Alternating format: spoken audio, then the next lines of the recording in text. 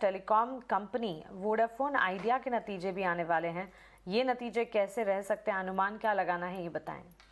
Vodafone idea में अगर हम देखते हैं तो जो कंसोलिडेटेड बेसिस में ऑन अ सिक्वेंशियल बेसिस अगर हम देखते हैं तो रेवेन्यूज जो है वो 6% से हायर हो सकती है, एबिटा करीब 17% ग्रो कर सकता है, मार्जिन्स भी एक्सपैंड होगी 43.4% के आसपास, बट कंपनी फिर भी नेट लॉस रिपोर्ट करेगी करीब 6,700 करोड़ की।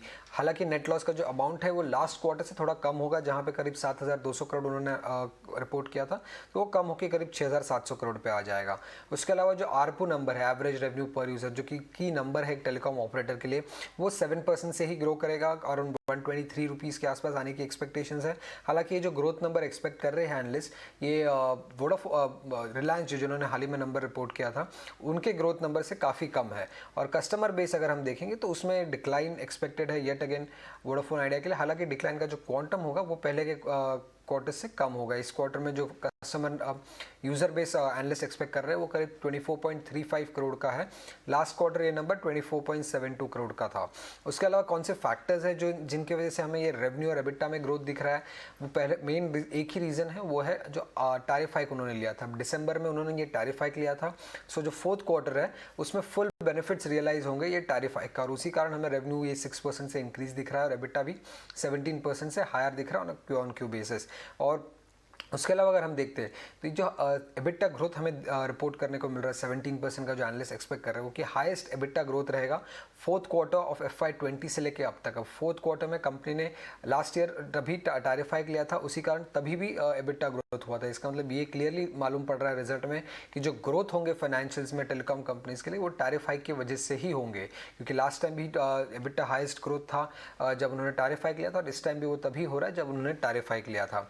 उसके अलावा कस्टमर चर्न कंटिन्यूसली हो ही रहा है कंपनी में, करीब 40 महीनों से कंपनी कस्टमर लॉसेस रिपोर्ट किए जा रहा है। और उसके अलावा कौन सी चीज़ों पे ध्यान रखनी होगी जब वोडाफोन आइडिया के रिजल्ट्स की बात करें, तो सबसे पहले और सबसे इंपॉर्टेंट बात जो होगी वो है फंड रेजिंग प्लान। कंपनी काफ़ी टाइम से फंड रेज करने की प्लानिंग में है, उन्होंने थोड़ा बहुत फंड रेज अभी प्रमोटर से किया, बट वो फंड रेज जो भी अमाउंट आएगा वो मोस्ट प्रॉब्ली तो इंडस स्टार्स को रीपे करने में ही चला जाएगा। तो कंपनी के ऑपरेशंस को बढ़ाने के लिए और फंड रेज की ज़रूरत है कंपनी को, और उस पर अभी तक कोई अनाउंसमेंट नहीं आया। और कंपनी ने कहा था कि वो FY22 तक फंड रेज कंप्लीट कर देंगे, बट वो नहीं हुआ है, तो इस पर कमेंट्री जानना ज़रूर इंपॉर्टेंट होगा। और इसी के साथ कंपनी फर्दर टैरिफ हाइक्स की क्या बात करती है और आरपू कैसे आगे बढ़ सकता है, इस पर क्या कमेंट्री करती है, ये जानना भी इंपॉर्टेंट होगा वोडाफोन आइडिया के रिजल्ट से। ओके, सो मच शुक्रिया ये सारी की सारी डिटेल्स हमें बताने के लिए। तो of course result specific result heavy दिन आज रहने वाला है। वोडाफोन आइडिया के नंबर्स कैसे रह सकते हैं इसका अनुमान तो आपने जाना, लेकिन एशियन पेंट्स के नतीजे कैसे रहेंगे बताने के लिए हमारे साथ विनी मोतीवाला जुड़ गई हैं। विनी गुड मॉर्निंग, बताएं एशियन पेंट्स के नंबर्स से एक्सपेक्टेशंस क्या हैं?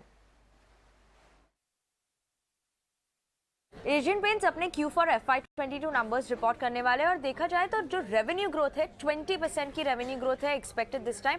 मेनली जो प्राइसिंग लेड होगी this time around as well, क्योंकि वॉल्यूम ग्रोथ तो सिर्फ 6 to 8% एक्सपेक्टेड है, और कंपनी ने काफ़ी प्राइस हाइक्स लिए थे क्योंकि रॉ मटेरियल इन्फ्लेशन जो थी, महंगाई जो थी काफ़ी बढ़ गई थी, तो उसकी वजह से प्राइस हाइक्स जो है ये सपोर्ट कर रहा है ओवरऑल रेवेन्यू ग्रोथ को। प्रॉफिट्स की बात करें तो प्रॉफिट्स है मार्जिनल ग्रोथ है अराउंड 6% की ग्रोथ प्रॉफिट्स में, और ये मेनली जो है इम्पैक्ट कर रहा है प्रॉफिट्स को, वो हायर इनपुट प्राइसेस इंपैक्ट करेगा, तो मार्जिनल ग्रोथ ऑफ 6% प्रॉफिट्स में।